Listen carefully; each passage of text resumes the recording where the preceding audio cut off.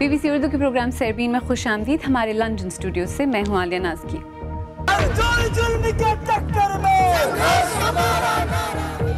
दिल्ली की जवाहरलाल नेहरू यूनिवर्सिटी में पुलिस के क्रैकडाउन के बाद एहतजाज जारी।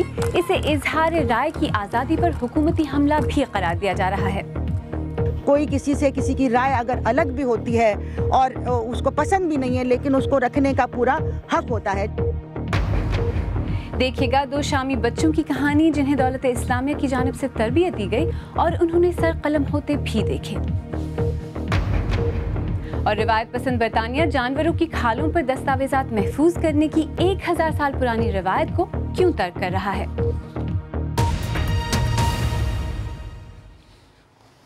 इंडिया की मारूफ और मोतबर जवाहरलाल नेहरू यूनिवर्सिटी में टीचर्स और तलबा मुल्क से गद्दारी के इल्ज़ाम में स्टूडेंट यूनियन के सदर कन्हैया कुमार की गिरफ्तारी के खिलाफ एहतजाज कर रहे हैं।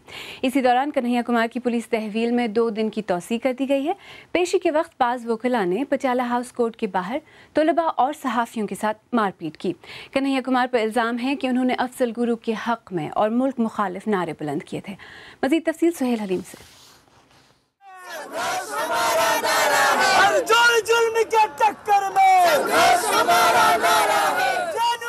दिल्ली की जवाहरलाल नेहरू यूनिवर्सिटी उबाल पर है।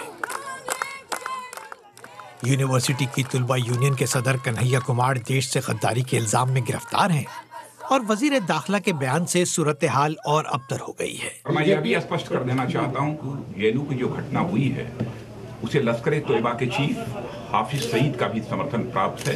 यह भी बहुत ही दुर्भाग्यपूर्ण है। हिज़्ब इख्तिलाफ सबूत मांग रही है और यूनिवर्सिटी के टीचर्स और तुलबा को एक साजिश की बू आ रही है। यूनिवर्सिटीज वो स्पेस हैं इस देश में जहाँ पे डेमोक्रेसी जिंदा रहती है और डेमोक्रेसी को जिंदा रखते हैं, जो डायलॉग करना सिखाती है समाज को अपने आप से, डिसेंट को जहाँ पे पनपने दिया जाता है। और डिसेंट का मतलब ये होता है कि जब कोई किसी से किसी की राय अगर अलग भी होती है और उसको पसंद भी नहीं है, लेकिन उसको रखने का पूरा हक होता है, चाहे वो कोई भी तरह की राय क्यों ना हो। देश मुखालिफ नारे बुलंद किए गए या नहीं और नारे लगाने वाले कौन थे, कैंपस पर राय तकसीम है। बीजेपी की गवर्नमेंट है वो पब्लिक की जो आवाज़ है उसको क्रश करना चाहती है और जो उसको दिखाई दे रहा है कि जो इंस्टीट्यूशन है जो जेएनयू का जो एक एज ए लेफ्ट कम्युनिस्ट कहा जाता है, तो वो किसी भी मतलब कंडीशन पर लेफ्ट कम्युनिस्ट आइडियोलॉजी को पसंद नहीं करता है। लेफ्ट पार्टी के कुछ स्टूडेंट्स रहे हैं, मैं ये नहीं कर रहा हूँ कि उन्होंने वो नारेबाजी की है कि नहीं की है, लेकिन हाँ उन्होंने ज़रूर उनको सपोर्ट किया, तभी वो इस कदर वो उन्होंने नारेबाजी कर पाए हैं। अगर उनको इतना ही होता तो कम से कम उनको नारेबाजी करने से रोकते तो सही।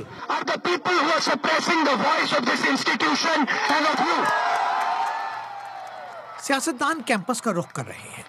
बाएं बाजू की जमातें मौजूदा सूरत हाल को इमरजेंसी के दिनों से ताबीर कर रही हैं और कन्हैया कुमार की गिरफ्तारी तेजी से एक बड़े सियासी तनाज़े की शक्ल इख्तियार करती जा रही है। Suhail Haleem, BBC news, Delhi. इस वाक़े के बाद मुल्क के जमहूरी किरदार से मुतल्लिक़ जो खदशात ज़ाहिर किए जा रहे हैं और इस खबर के दीगर पहलुओं पर मज़ीद बात करने के लिए दिल्ली से मेरे साथ इस वक्त बराह रास्त मौजूद हैं जामिया मिलिया इस्लामिया में कंपैरेटिव रिलीजियस स्टडीज़ की प्रोफेसर और समाजी कारकुन डॉक्टर मनीषा सेठी। डॉक्टर सेठी, सरबीन में खुशामदीद। जेएनयू स्टूडेंट यूनियन के जो सदर हैं उनकी तहवील की मुद्दत फ़िलहाल 2 दिन मज़ीद बढ़ा दी गई है, अब आगे क्या होगा? इसमें कानूनी जो प्रक्रिया है वो कि 2 दिन बाद कन्हैया को फिर मैजिस्ट्रेट के सामने पेश किया जाएगा। उस वक्त पुलिस या तो ये बोल सकती है कि उनको फिर से इनको सवाल करने के लिए इनकी रिमांड की आवश्यकता है और मांग सकती है, या जो मैजिस्ट्रेट हैं वो उनको जुडिशल कस्टडी पे भेज सकते हैं और जो उनके वकील हैं वो तो बेल का एप्लीकेशन मूव करेंगे तो हो सकता है बेल मिल जाए। लेकिन ये पूरी की पूरी जो प्रोसेस है वो एकदम गैर ज़रूरी थी। अच्छा डॉक्टर सेठी, अगर मुल्क में किसी भी जगह या किसी भी यूनिवर्सिटी में मुल्क मुखालिफ कार्रवाई होती है या नारे लगते हैं तो रियासत का हक़ है या वो अगर उसके ख़िलाफ़ कार्रवाई करता है तो वो करना तो उसका हक़ है नहीं, देखिए यूनिवर्सिटी में नारे लगे और उस पर पुलिस बुला करके यूनियन के सदर को गिरफ्तार कर लेना, ये कानूनी नज़र से भी और जमहूरियत के नज़र से भी ये दोनों ही गैर वाजिब हैं। अगर आप समझें तो जो हमारा सेडिशन का जो लॉ है वो बहुत साफ, मुझे जो केस लॉ है जो सुप्रीम कोर्ट ने कई बार अलग अलग जजमेंट्स में ये बात बोली है कि खाली नारेबाजी करने महज से ही सेडिशन हो जाता है, ऐसा नहीं है। उसके बाद अगर कोई वायलेंस होती है तब वो या वो जो नारे हैं वो वायलेंस की ओर इंसाइट करते हैं, और उसके बाद वायलेंस होती है तब सेडिशन का जो है वो कानून आप इन्वोक कर सकते हैं। लेकिन यहाँ तो वायलेंस हुई नहीं, और वायलेंस जब भी हुई है उस इंसिडेंट के बाद 9 फरवरी के बाद, वो हमेशा दूसरी तरफ से हुई है। तो कानूनी नज़र से तो ये गलत है, लेकिन जमहूरी नज़र से भी अगर आप देखें तो जो मुल्क अपने आप को जमहूरी कहते हैं, जो अपने आप को जमहूरियत कहते हैं, वहाँ पे ये फंडामेंटल प्रिंसिपल होता है कि आप यूनिवर्सिटीज़ को कानून और पुलिस से महफूज रखते हैं। ये जब आप देखें साउथ अफ्रीका में अपार्थाइड के दौरान यूनिवर्सिटीज़ में क्रैकडाउन हुआ, प्रोफेसर्स को, स्टूडेंट्स को उठाया गया, हिंदुस्तान में खुद इमरजेंसी के वक्त उठाया गया, बांग्लादेश में बांग्लादेश लिबरेशन से पहले घुस करके ढाका यूनिवर्सिटी वगैरह से प्रोफेसरों को उठाया गया। लेकिन अगर आप देखें तो यूएस में वियतनाम वॉर के वक्त कैंपसेस एंटी वॉर मूवमेंट का गढ़ थे जी, बाकी जगह भी civil liberties movement, civil rights movement का गढ़ थे। तो यूनिवर्सिटीज़ तो ऐसी जगह ही होती हैं कि जहाँ पर नए नए आइडियाज़, नए नए मुद्दे, बहसें होंगी। तो आप सबको क्रिमिनलाइज करके सेडिशन का, गद्दारी का कानून लगा करके अगर आप यूनिवर्सिटी और देश चलाना चाहते हैं तो बहुत मुश्किल होने वाली है। डॉक्टर मनीषा सेठी दिल्ली से हमसे बात करने का बहुत बहुत शुक्रिया। इस बारे में ट्विटर पर मुल्क के सरकर्दा रहनुमा और शख्सियात अपना रद्द-ए-अमल ज़ाहिर कर रहे हैं। कम्युनिस्ट पार्टी ऑफ इंडिया के रहनुमा सीताराम येचुरी लिखते हैं, हुकूमत ने ये कहकर कि जेएनयू में होने वाले एहतजाज को शिद्दत पसंदों की हिमायत हासिल है, एक बेहद संजीदा इल्ज़ाम लगाया है। किरण माजूमदार शाह जो बायोकॉन लिमिटेड की CEO हैं, वो लिखती हैं, जवाहरलाल यूनिवर्सिटी के तलबा को ये बात समझनी होगी कि मुल्क मुखालिफ नारों की एक हद होती है। और जम्मू कश्मीर नेशनल फ्रंट के रहनुमा उमर अब्दुल्ला लिखते हैं कि तलबा पर हमला करना और फिर इस कार्रवाई को ये कहकर जायज़ करार देना कि उनको हाफिज सईद की हिमायत हासिल है, बीजेपी जैसी हुकूमत को भी ज़ेब नहीं देता। आइए अब दीगर अहम मौज़ूआत पर एक नज़र डालते हैं। शाम के शुमाल मगरबी इलाके में 2 हस्पताल फ़ज़ाई हमलों की ज़द में आए हैं, जिसकी वजह से कई अफराद हलाक और ज़ख्मी हुए हैं। आलमी तंजीम डॉक्टर्स विदाउट बॉर्डर्स का कहना है कि इसके एक हस्पताल पर फ़ज़ाई हमले के बाद से अमले के 8 अफराद लापता हैं। इंसानी हुकूक़ की खिलाफ वर्जियों पर नज़र रखने वाली एक तंजीम ने कहा है कि ये हमला मुबैना तौर पर रूसी तैयारों ने किया था।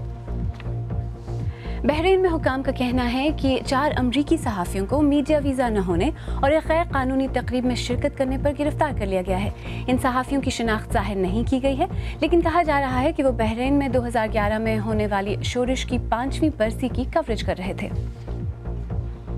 बरतानवी हवाई कंपनी वर्जिन अटलांटिक ने तस्दीक की है कि लंदन से न्यूयॉर्क जाने वाली एक परवाज़ के कॉकपिट पर लेज़र की शुआ पड़ने के वाक़े के बाद तैयारे को वापस हीथ्रो के हवाई अड्डे पर उतार लिया गया है। वाक़े के वक्त जहाज़ पर 252 मुसाफिर सवार थे। और मेक्सिको में हुकाम का कहना है कि टू चिको जेल में गुज़श्ता हफ्ते होने वाले फसादात के बाद जेल के अंदर उन्हें खुफिया तौर पर बनाए गए सोना और बार तक मिले हैं। इन फसादात में 50 लोग हलाक हो गए थे। इस जेल में ज़्यादातर ड्रग डीलर्स रखे जाते हैं। कैथोलिक ईसाइयों के मजहबी पेशवा जहानी पोप जॉन पॉल II के अपनी मुसन्निफ़ा दोस्त को लिखे गए खतूत पहली बार BBC को दिखाए गए हैं। पोलिश निजात प्रोफेसर एना टेरेसा टिमोनिका को पोप जॉन पॉल की तरफ से लिखे गए ख़त में दोनों के करीबी ताल्लुकात का अंदाज़ा होता है, लेकिन इन खतूत से इस बात के इशारे नहीं मिलते कि पोप ने उम्र भर कुंवारा रहने या जिनसी ताल्लुकात कायम न करने के हलफ की खिलाफ वर्जी की है। कैरोलाइन वाइट की रिपोर्ट पेश कर रही हैं महविश हुसैन। ये कहानी है पोप जॉन पॉल II और उनकी करीबी खातून दोस्त प्रोफेसर एना टेरेसा टिमोनिका की, जिन्हें वो खतूत लिखते रहे। पोप और उनकी मुसन्निफ़ा दोस्त के दरमियान 30 बरस तक ताल्लुक़ कायम रहा। मुझे यकीन है कि उन्हें पोप से मोहब्बत हो गई थी। पोप जॉन पॉल एना टेरेसा को लिखते हैं, खुदा ने आपको मुझे अता किया है। पोप जॉन पॉल ने एना टेरेसा और उनके दोस्तों के साथ एक साथ छुट्टियां गुजारी और कैंपिंग भी की। दोनों ने 1970 में एना टेरेसा के ख़ानदान के साथ इकट्ठे वक्त भी गुजारा। पोप जॉन पॉल का इंतकाल 2005 में हुआ। उनके इंतकाल के बाद अब तक एना टेरेसा के साथ उनकी दोस्ती खुफिया ही रही। ये एक गैर मामूली दोस्ती थी। आम लोगों के लिए ये जानना इंतहाई दिलचस्पी का बाइस है। ये कोई नाजायज़ ताल्लुक़ नहीं था, लेकिन इससे पोप के बारे में हमारा तस्वुर तब्दील हो जाता है। ऐसा कोई इशारा नहीं मिलता कि पोप जॉन पॉल ने सारी ज़िंदगी कंवारा रहने की कसम की खिलाफ वर्जी की हो। लेकिन उनके खतूत से करोड़ों लोगों के पसंदीदा पोप की शख्सियत का इंसानी पहलू झलकता है।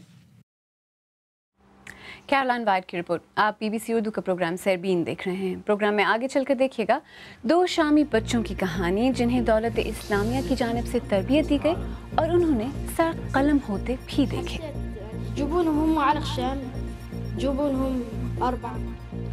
और देखिएगा कि बरतानिया जानवरों की खाल पर दस्तावेजात महफूज करने की 1000 साल पुरानी रिवायत को क्यों तर्क कर रहा है। ये सब एक मुख्तसर वक्फे के बाद, हमारे साथ रहिएगा।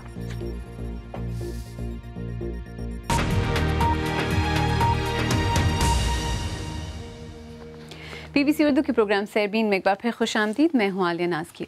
ख़ुद को दौलत इस्लामिया कहने वाली शिद्दत पसंद तंजीम के ज़ेर कंट्रोल इलाक़ों में रहने वाले इराक़ी और शामी बच्चों को जिस तरह की मुश्किल और बहीमाना सूरत हाल का सामना है, इस हवाले से मज़ीद शवाहिद सामने आए हैं। शाम में जारी तशद्दुद से बचकर तुर्की पहुँचने वाले 2 बच्चों ने BBC को बताया है कि उन्हें दौलत इस्लामिया के तरबियत याफ्ता असातिज़ा से लड़ने की तरबियत मिली और उन्होंने कई अफराद के सर कलम होते भी देखे। इन बच्चों से BBC के मशरिक़ वस्ता के नामनिगार क्विंटन समरविल ने बात की। उनकी रिपोर्ट पेश कर रहे हैं जावेद सुमरो। इस तरह आप खुदकुश जैकेट पहनते हैं। मोहम्मद 8 बरस के हैं और वो सोचे बगैर ये कर सकते हैं। 10 बरस के अहमद के साथ उन्होंने ये महारत खुद को दौलत इस्लामिया कहलाने वाले ग्रोह के एक स्कूल में हासिल की थी। उन्होंने अपने मोबाइल फोन्स पर हमें ये वीडियोस दिखाई जिनमें बच्चे लोगों को कत्ल कर रहे हैं। ये मासूम लोग थे जिन्हें बाकियों को डराने के लिए मार डाला। अब वो तुर्की में हैं, लेकिन 3 माह कबल ये लड़के दौलत इस्लामिया के ज़ेर कंट्रोल शामी इलाकों में रह रहे थे। वहाँ उन्होंने कत्ल किए जाने का करीब से मुशाहिदा किया। कभी कभी वो एक दफ़ा 6 अफराद का सर कलम करते थे।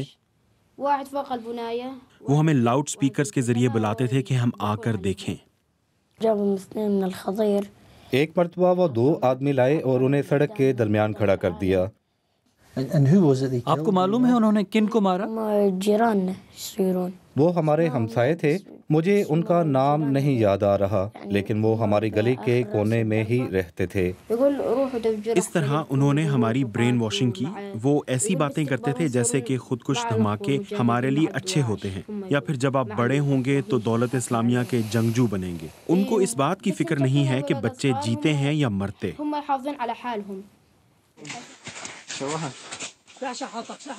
दौलत इस्लामिया के लिए बच्चे अहम हैं। यहाँ तक कि सबसे कम उम्र को भी शरई कानून और मैदान जंग में लड़ने की हिकमत अमली की तरबियत दी जाती है। जैसा कि इस प्रोपेगेंडा वीडियो से जाहिर है, दौलत इस्लामिया एक नई नस्ल को शिद्दत पसंदी की तरफ राग़िब करने की कोशिश में है। वहाँ के एक उस्ताद के मुताबिक जिहादी स्कूलों की किताबें नए सिरे से लिख रहे हैं।